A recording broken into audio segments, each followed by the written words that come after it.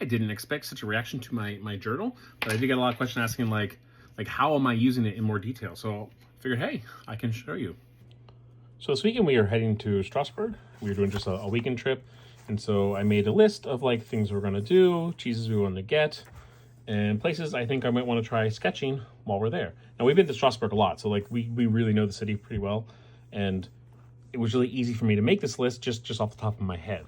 And I would normally do a list like this just in general, but I would normally do it digitally. So it was interesting sitting in a cafe and just being able to sit down and write the list out. If you look over my sketchbook, somewhere in here.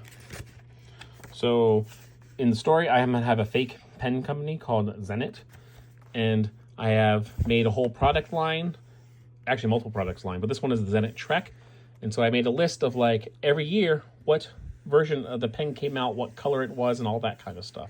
So it's again, this is something I would normally probably do without the sketches, just this part in Scrivener, just to refer back to. So like, oh, well, she has a Sugarlight pen, and that came out in 2025 or whatever.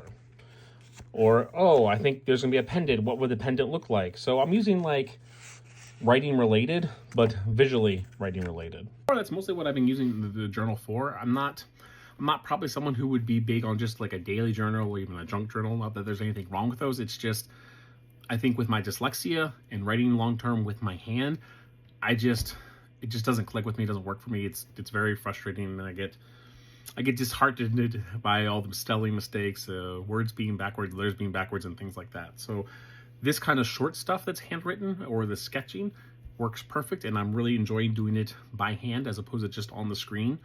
Yeah, otherwise I'm pretty happy with how this process is working out. I'm sure once I try doing this a little bit longer, my process will change, but so far that's kind of what I'm doing. I have a short book that's some travel or some writing notes, and then I have the sketchbook, which has anything I'm actually sketching or just anything visually I'm trying to figure out or plan for what I'm writing.